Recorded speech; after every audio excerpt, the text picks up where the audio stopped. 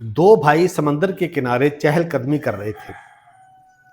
बातें करते करते उनकी बहस हो गई और बड़े भाई ने छोटे भाई को एक जोरदार थप्पड़ मारा।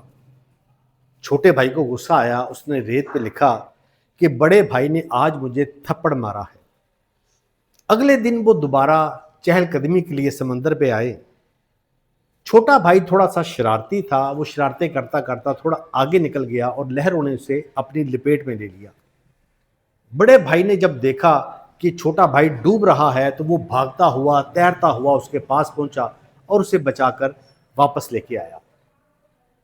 छोटे भाई ने एक छोटा सा पत्थर लिया और बड़े सारे पत्थर के पास गया और उसके ऊपर लिखने लगा कि आज मेरे बड़े भाई ने मेरी जान बचाई है। मैं अपने भाई से बड़ा प्यार करता हूं। बड़े भाई को थोड़ा अजीब फील हुआ और उससे पूछा कि कल जब मैंने तुम्हें थप्पड़ मारा तुमने रेत पे लिखा था, और आज जब तुम डूब रहे थे और आज तुम एक पत्थर पे लिख रहे हो ताकि वो कभी मिटे मत, इसकी क्या वजह है? जो छोटे भाई ने जवाब दिया ना, वो सुनने के काबिल है।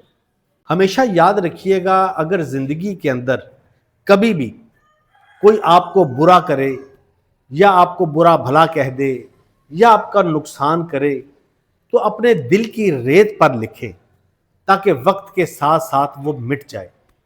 और जब कोई आपका भला करे, आपसे प्यार करे, आपको अपने सर आंखों पे बैठाए, आपकी उम्मीदों पर पूरा उतरे, तो उसको दिल की दीवारों पे लिखें ताकि वो कभी भी मिटे ना और हमेशा याद रहे कि ये वो शख्स है जिसने मुझ पे एहसान किया था।